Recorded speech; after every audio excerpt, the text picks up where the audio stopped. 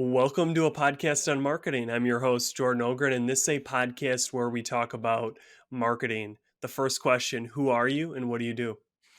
Hey, Jordan, thanks for having me on. My name is Adam Shaw. I am a B2B demand generation marketer. I've been in marketing for probably a little over 8 years now, if you count internships back in the day, probably about 8 years. So, looking forward to chatting on here. Yeah, definitely. What is something right now, probably around marketing, but obviously outside, that you're just obsessed with? You're kind of geeking out about, you can't stop talking about it, looking it up, reading about it. Is there anything currently on your obsessed list?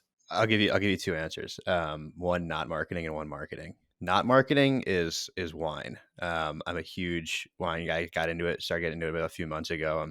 I took my certification tests to become a sommelier on Monday, so we'll see how that goes when I get the test scores back. But Wow. nonstop, just absolutely obsessed, which is totally antithetical to my other hobby, which is triathlons. So it's hard to go to a wine tasting and then wake up in the morning and spend 2 hours on the bike, but it is what it is. So, and then on the marketing side, yeah. So what I'm obsessed right now with is community development.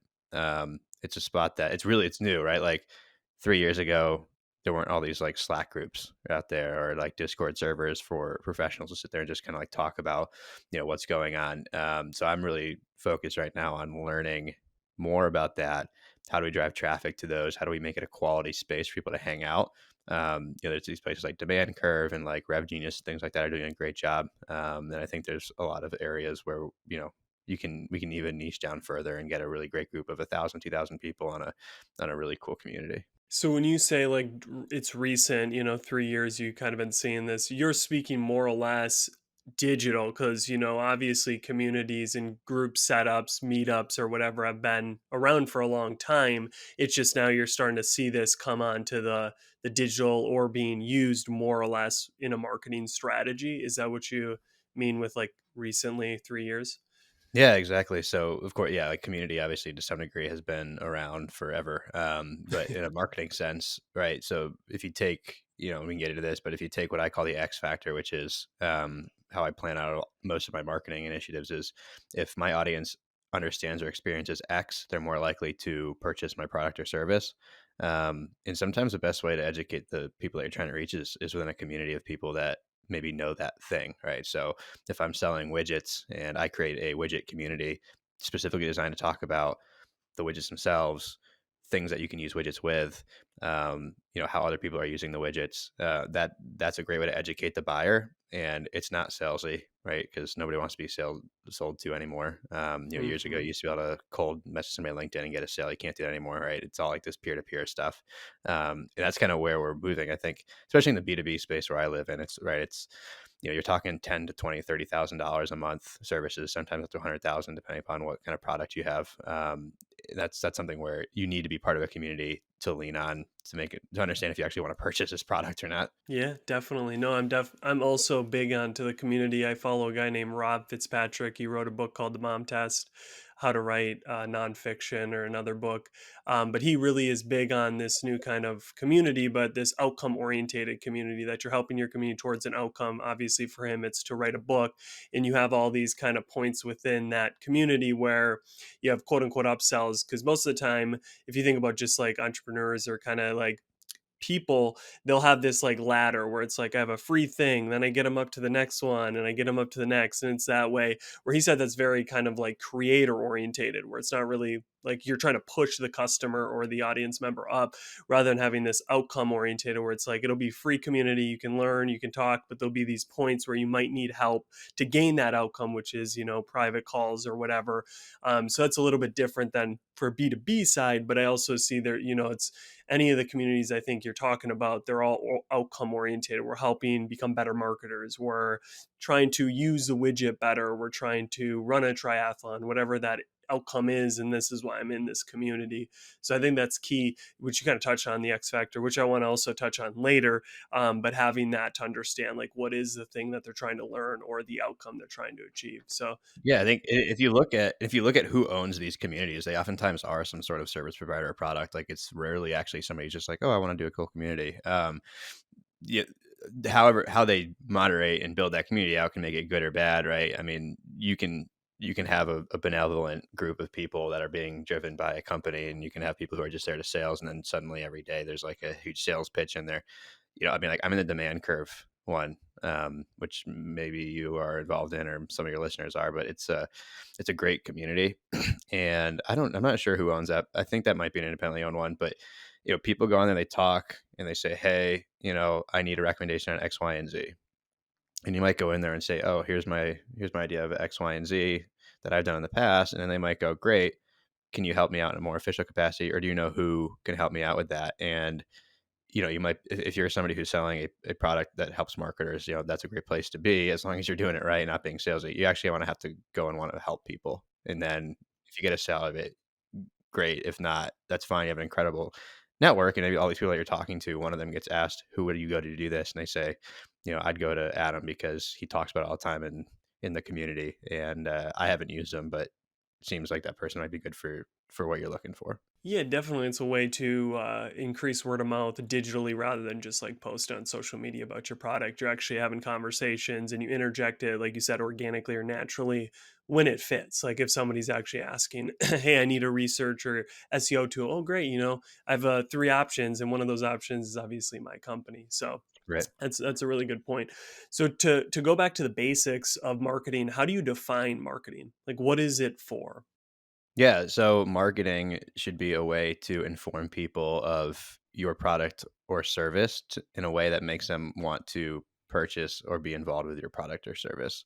That's like super boiled down, and the way you do that sounds nothing like the actual definition of marketing, but that's it in a nutshell. So awareness is kind of the main driver, obviously, to your definition. So then when you look at marketing, whether it's your own companies or your own marketing you're putting out or other marketing out in the world, how do you define or create the dichotomy between good marketing and bad marketing? You can obviously rebuttal this and say it's just in the eyes of the perceiver. Good and bad are just words we made up, but if you had to kind of say, hey, that's good, that's bad, what are your parameters for kind of deciding or thinking about that? uh, Revenue generated by marketing activities, right? So it's really hard to answer that question, right? If you're selling socks, good marketing is a ton of display ads and retargeting, right? Like if it's just they're $10, boom, drop shipped, you get them in a month or whatever, like that's what it is, or overnight shipping, whatever it might be. Um, because that's not a high consideration product, right? So it's just like these are great comfy socks, and it's like everybody buys socks. So it's like, okay, sounds like the 2 sentence copy on that ad told me that these are the comfiest socks in the world. I'm going to go on there and buy them. They're $10, whatever. If you're selling diamond rings, or you're selling cars, or you're selling incredibly like robust enterprise software, which is like the space I'm in, good marketing, nobody's going to purchase those things off a retargeting ad, right? Like nobody's gonna be like, oh, you know what? My company definitely needs to spend $1.2 million this year on that solution. I'm going to buy that now. Like that's not how that works. So in that situation, good marketing is community, and it's building, this kind of, I think people are calling it dark funnel a lot now, right? Like building this movement towards your product, especially because if it's a couple $100,000 a month, or even a year, like that's the type of product where like there needs to be an actual market push towards it. Like, and if you're close to early to market on a very expensive product, you aren't just saying like we're another solution provider for this. You actually have to let people know that there's a solution to this problem, and maybe it's a problem that people didn't even realize they had. Right? Like, people have been doing marketing maybe the same way in the B2B space for 20 years. Right? It was, here's the brand, buy it. And I see a lot of agencies and folks coming up with these different dark funnel ideas, which are fantastic, and something I've been doing for a long time.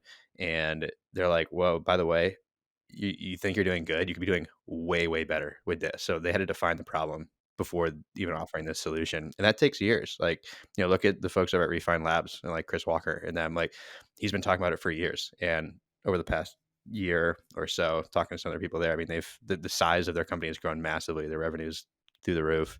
It just took a long time, right? To get people to really understand that, hey, there's a problem, and we're the first to market with that solution. Yeah, I think that's where a lot of marketing breaks down is they don't have the patience or the willingness to continually not define the problem because you do that one time, but continually preach around that problem. And then also, obviously, what's the promised land? What's the solution? What's a better way for B2B marketers in that example, or whatever you're kind of, what's a better way, and really evangelizing that. And sometimes, getting a lot of pushback or people saying, like, there's just inertia to stay in the old way because it's easier. We don't want to change the way that sales reps are monitored, just going, using the refined lab example. So there's a lot of pushback to just stay in the old way. So I think, yeah, that's a good way to break it down. It's really different depending on consideration. A sock versus, software or large kind of consulting package, it's going to look a lot different. Yeah, I mean, I've been in the direct to one thing I just wanna add to that is I've been in the direct to consumer space, right? Like 29.99, call now, or go to the website, use a code, and, it was a formula. It was literally like, on average, you need to touch people, whatever it was, like, depending upon price point, it ended up being like 20 to 30 times before they bought your product at 29.99 or 30.99, whatever it was. And, that was it. It was like, okay, frequency, frequency, frequency. Like we just bought a bunch of late night TV. We bought a bunch of connected TV when that started becoming a really popular podcast ads. And it's just volume. And it's how many times you touch that person. Can we reduce that by 10%? Could we reduce the cost on that by 10%?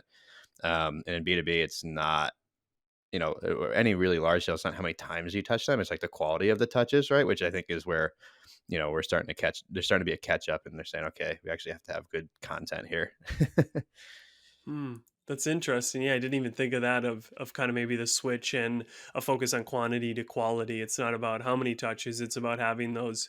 So, which for me, it really makes a point of really thinking through that problem or thinking through the solution of how the messaging around it and all that, because you might. Not get many opportunities or not many opportunities, but you don't want to focus on the quantity game rather than, like you're saying, focus really on the quality, having a concise message, having a very compelling story that pulls me in. Yeah, that's good. What is a strong belief you have about marketing? What's a hill in marketing that you're willing to die on? Yeah, I think like coming off what you said, quality content now, especially in my space, in the B2B and large ticket item realm, it's just gotta be really, really good content. I actually posted today on LinkedIn about this, and it was if you aren't willing to put in, I'm a paid media guy. My background's all in paid media, and I'm like the paid media guy.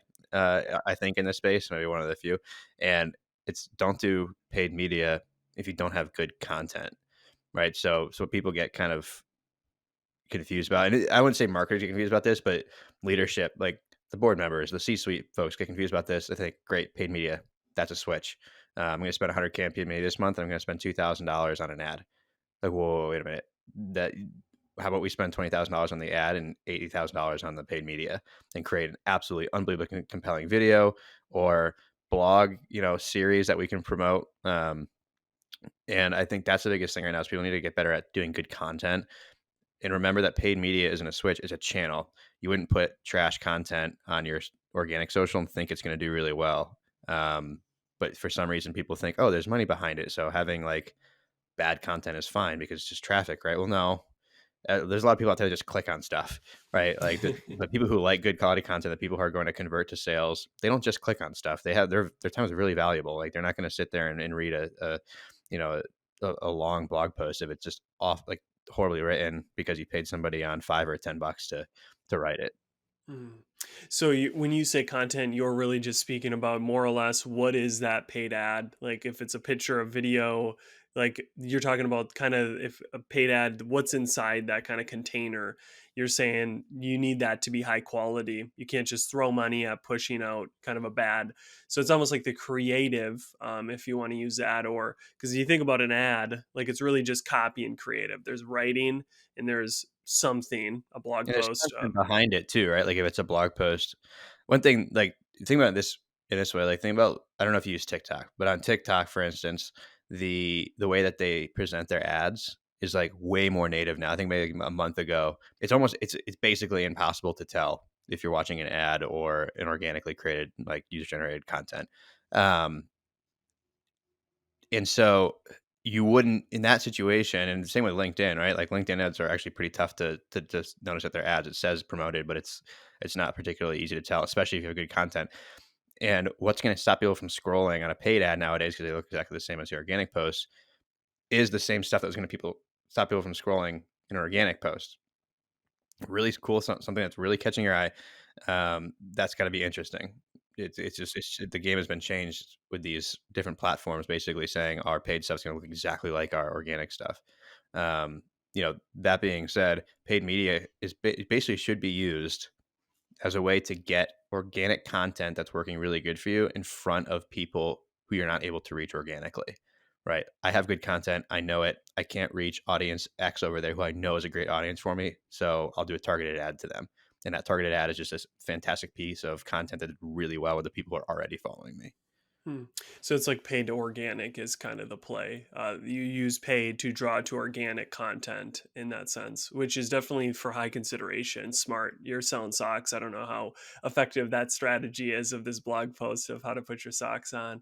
No, yeah, that's good. That's good. And I think to your point, even like in newsletters like Daily Brew, just as an example, they do a very good job of doing the same thing where you don't really know it's an ad until like you catch the sponsor by underneath or whatever. So it's really like they're competing against all content. It's not just paid versus paid now of like we need to be better than the other ads. It's like you need to be better than organic content, which for some people is very high quality. So Yeah, yeah, that. native ads have been around for a long time on these platforms. Like, yeah, you've been able to purchase basically articles, which are basically native ads on various usually publisher websites. But now you're really trying to emulate that in social and in paid in more traditional paid areas like social and video on YouTube and things like that. Where in the past, like just dropping a static ad for brand awareness into LinkedIn, like it used to work, and you might be able to get a good couple of conversions off it. It just doesn't work anymore.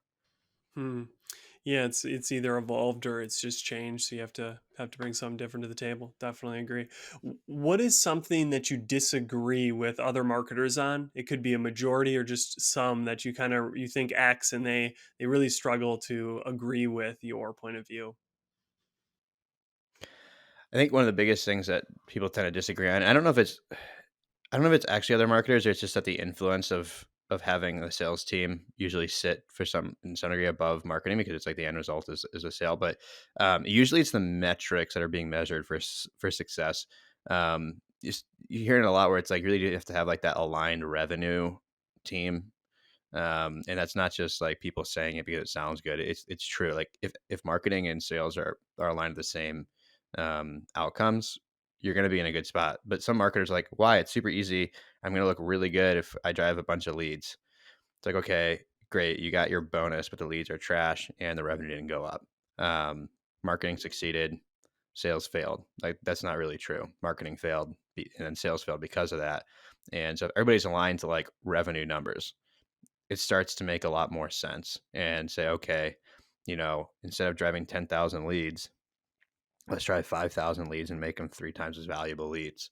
Um, so change the bonus structure, change the compensation structure to bring revenue and marketing and sales all in one go. And so I guess to sum that up, it's usually going to be the metrics people are going for that I'm going to disagree with most of the time.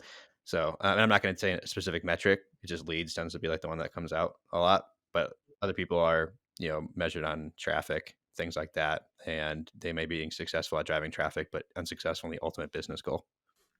So to get maybe more specific for me, as I haven't worked in a ton of organizations with huge sales teams, so I've never had this kind of push and pull. I've seen the debates and I've heard and read about them, but like, what is then a metric that you can use that aligns marketing and sales? You said kind of lower the leads, but obviously that's because of some metric we're trying to hit. What are a metric or some metrics that more are revenue aligned than just either or aligned? Yeah, so speed to close is really good.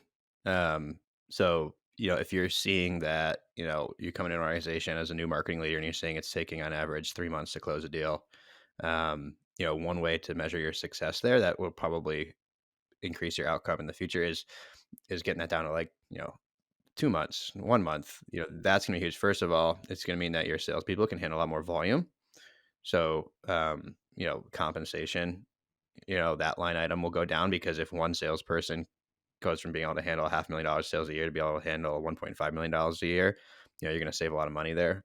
Another really great metric is just going to be straight up like revenue driven, through or through activities. One that I really like recently is kind of the trying to work with sales to put together data on what's oftentimes being asked. So if almost every single lead is asking the same question, that's a marketing problem, because why aren't we using that in marketing? That's how you decrease the speed to close, is to say like, all right, everybody is asking about this specific feature because they don't understand it, and it took me a week to get on a call with them to understand it. If I did in my marketing material, if I had talked about that and educated the community on that, that's a week you could have chopped off of the sales cycle. So those kind of things are interesting. Align yourself on mitigating those types of metrics of repeated questions in sales, because marketing is to some degree sales at scale, and you can answer those questions early. Hmm. I like that. The kind of speed to close is a very interesting one. That obviously, if you're getting more kind of, you're doing what you're just talking about, you're answering those questions. They don't need as long of a cycle, or they're just higher intent, higher quality. Which, yeah, no, that's really good. And almost at the core of what you're saying is just the fact of having sales and marketing in the same boat rather than two boats. Thinking they're pulling in similar directions, but they're really just incentivized even differently, so they might be pulling in somewhat opposite directions. Because like you said, I think that's a very great exercise, is talk to a sales team, what are questions that you're continually getting, and if you keep seeing these same questions, then you're right, like there's something, or we need to add a section, or we need to write more better a section that like we already have that just isn't getting across. That's really good. What is something in marketing that you failed in, or a mistake you made, whether it was recently, years ago, that kind of like now you're not maybe thankful for it, but you're like, hey, that was good because it helped me get to where I am now? Yeah, like I had a really hard. It doesn't come naturally to me, is attention to detail. It's something that's like critical in marketing. It's something that doesn't come naturally to me. And you know, I've been fired before because of my lack of attention to detail. It happened once, and that was like a changing point in my life. And I think some of it may come from early on in my career. It's like starting out as a strategist. So generally always looking at that 10,000-foot view. So I never really got that like granularity that I needed to understand, like, okay, the details important. Then when I got into it later in my career, 4 years into my career, 5 years into my career, I was missing that, and mistakes came up because of it. So attention to detail, especially like anybody who's listening to this early in their career who's in a strategist position, get into the platforms, have your media buyers and your analysts walk you through what's going on, understand where the details live, because you're going to learn. And one day you might have to get in there and do it yourself. And you're also going to be able to learn how to catch other people's mistakes, because no matter how good everybody is, there's always going to be a mistake. But if everybody's really conscious of the details, somebody will catch it. You're a team. So, that's super important. Hmm. That's an interesting one you pull out, because just my natural kind of style is not detail orientated. I'm similar to you, kind of enjoy, or maybe not similar to you, but I enjoy that 10,000 foot view. I like looking at the entire picture rather than getting in the nitty gritty kind of details. Running Excel sheets is, I don't even know how to use Excel past the basic capabilities. So I think, as you're saying that, I'm almost like differentiating. There's details of like just someone who is inherently detail oriented, or someone who's not, and kind of making sure you're focusing on the details, so you don't send out an email to the wrong list, or you don't do some things. But there's also inherent in what you're saying is just understand the basics. Don't stay at 10,000 feet so you don't know really what the process is of how content gets created. You create the strategy, but also understand, okay, we have to record on this day, like what is all these. And I think when you outsource, or you get people on your team that can do those things, and Gary Vee, as much as I don't enjoy his content, I've gotten some bits of from him of like, you need to understand things before you outsource them, so you actually know effective or not. And I think that's another side of what you're saying, is actually understanding some of these things, so then if you do get to that strategist or more of a manager like role, what is success and what is not, and how can you help influence. So that's interesting. Just as I said, I'm not someone who's detail oriented, and I've definitely had moments where that could have ended my journey with the company I'm at, but Yeah, and thankfully it like didn't. the way I fix it is I just like started. So I got into data science, right? I became an Excel power user. Like now I'm very good at Excel. So like if somebody sends me something and I'm questioning the data, that like 10,000-foot view of the data on the pivot table or whatever, I'll just do it myself and say, oh, okay, like that's like if it's something just way standing out, I'll just do it myself and kind of just double check to make sure like, okay, I didn't expect that outcome. So like, let's just see.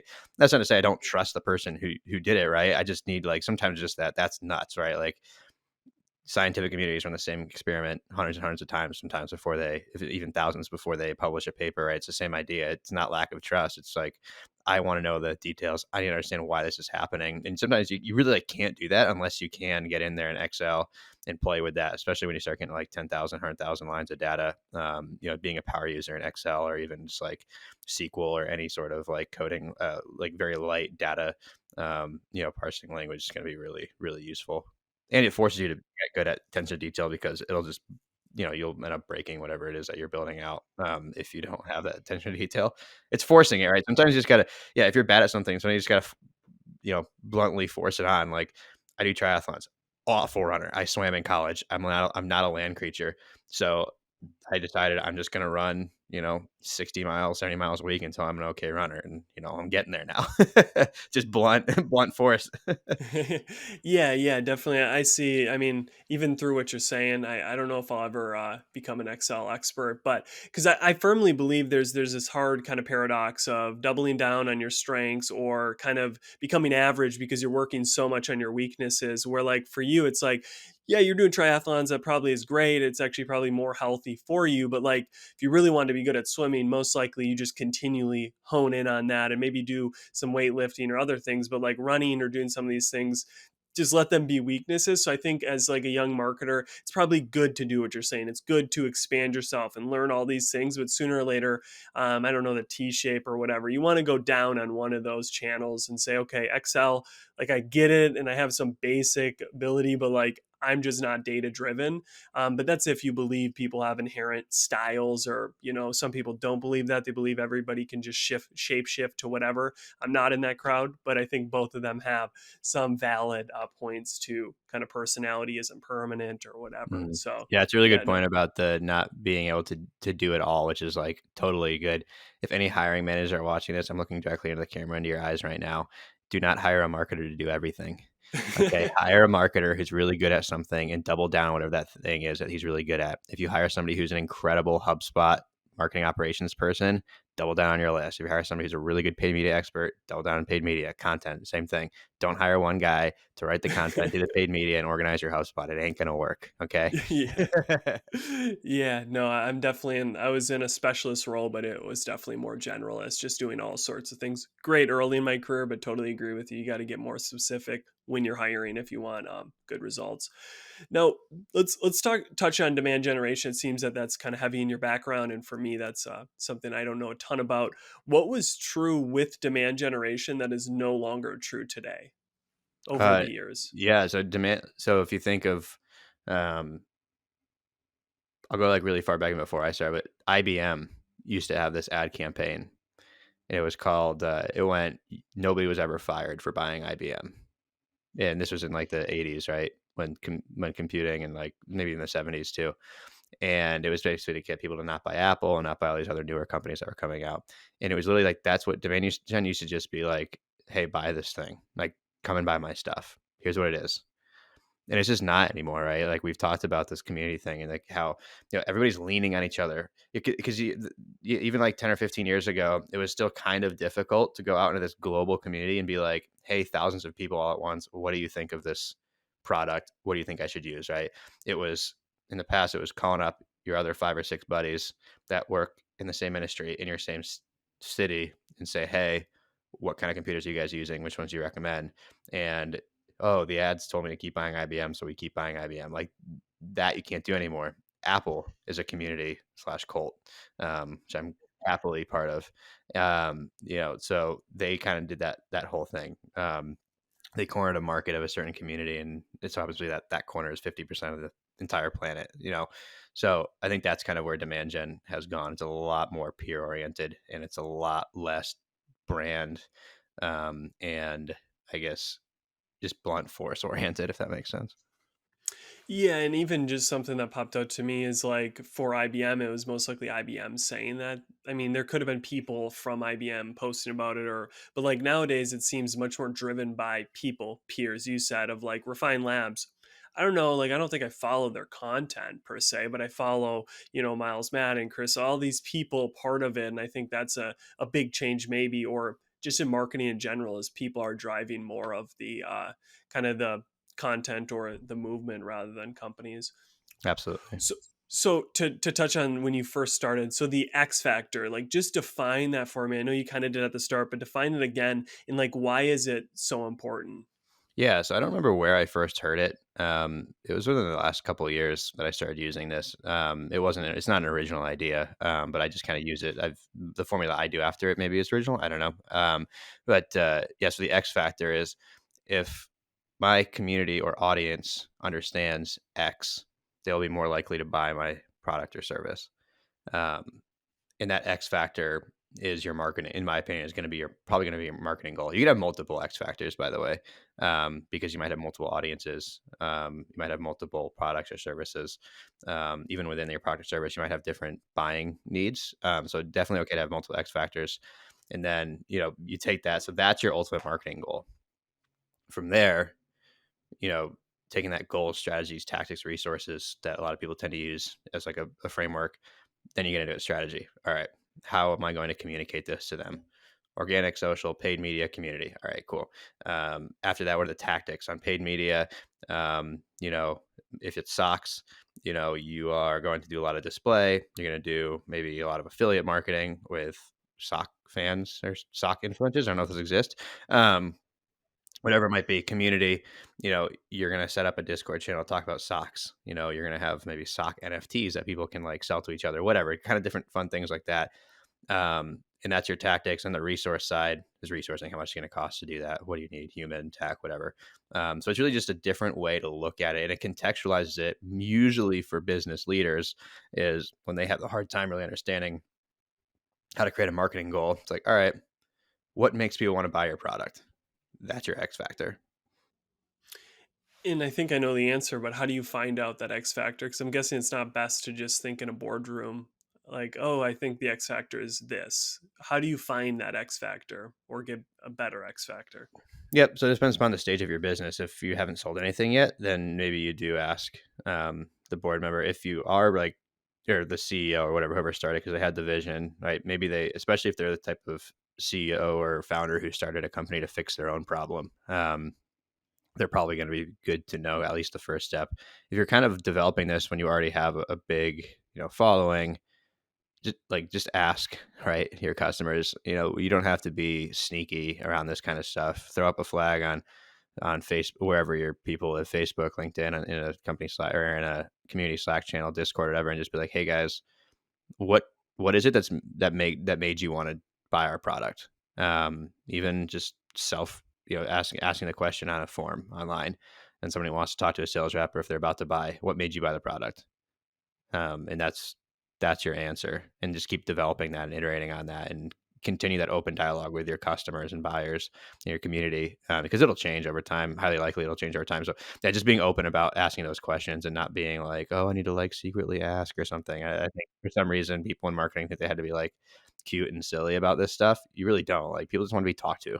Nobody wants to be sold to. Nobody wants to feel duped. Just ask. Right.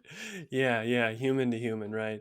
Yeah, I find that's a consistent theme through these conversations I've had now, is just talking to customers, and kind of the like things that get in the way are very silly, or why we don't, because obviously if everybody was talking to customers, there'd be a lot better marketing out there. There'd, just be, but I feel like there's a struggle sometimes where we, only talk to a subset of them, and we don't, like you're saying, go out of our way maybe to really just directly ask someone like, hey, what was the things you had to learn or understand before you purchased us, rather than just kind of having one-off conversations and not branching out to different people. Yeah, no, that's good. And thank you for elaborating. That X factor is very interesting. I think I maybe used it but never called it that, of like, what's X factor, maybe just thought of like what things would make them more likely to purchase in that kind of terminology.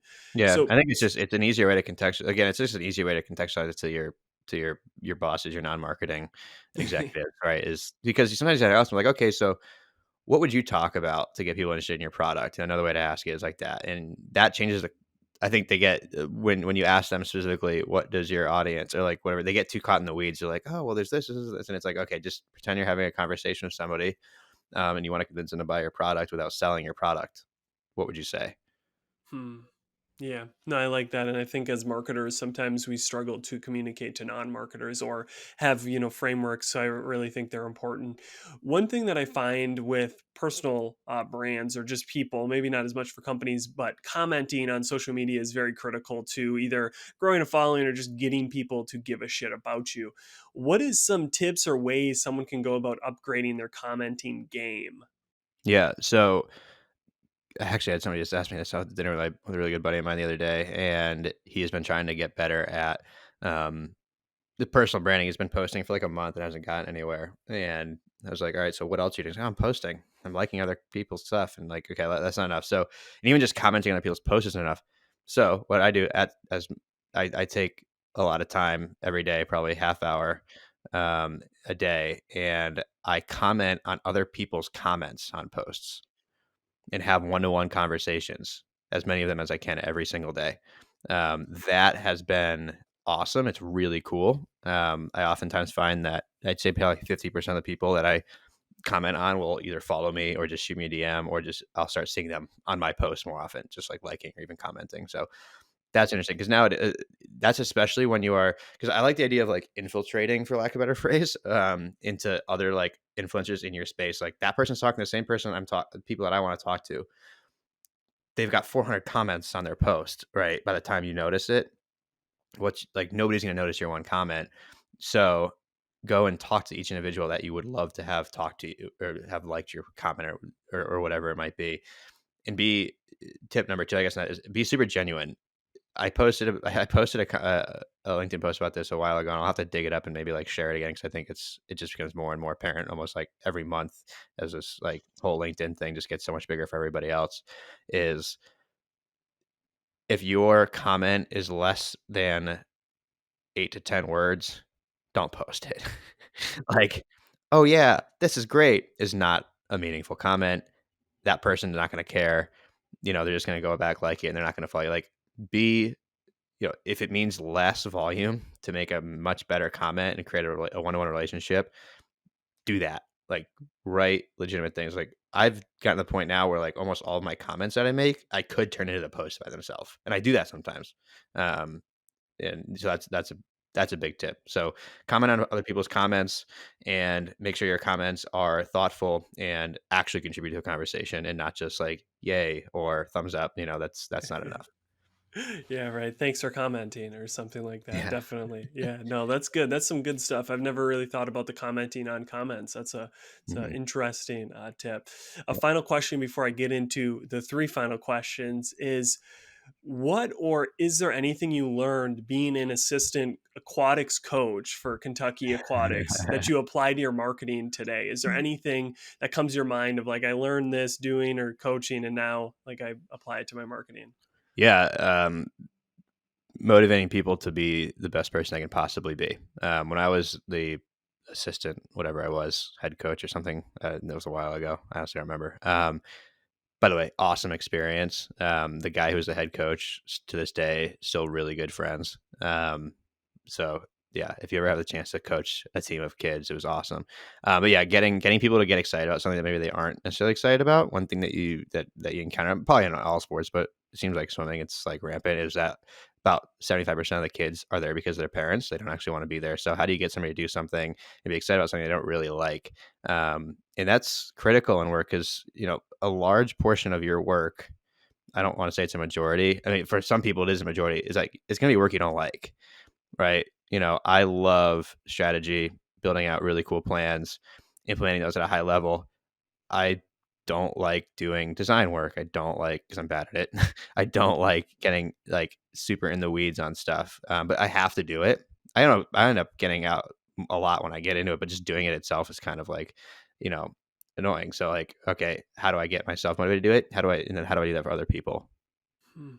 That's unique. Yeah, someone else that I recorded with Coach. I don't remember if it was soccer of some sort, and kind of similar lessons that you kind of brought out is getting people excited or wanting to do the thing, which is really a lot of marketing, especially if you don't have some like fun, cool product. It's like some analytical tool or something. It's like, how do we get people excited about this? That's awesome. That's awesome. All right, the final three questions here.